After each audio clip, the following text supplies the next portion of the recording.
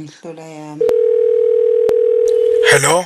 Hawu, webaba ka World Cup, kodwa senze kushaya lesikhathi ungayifakile imali. Wazi kahle ukuthi no 500 rand isiphuciwe. Ucabanga ukuthi sisodlani thina la ekhaya nezingane. Wema ka-World Cup. Umthetho wakho wena mawubona mina nje ubona i-ATM into efanele nje ukuthi nje ti ushaya iphini kuphuma imali.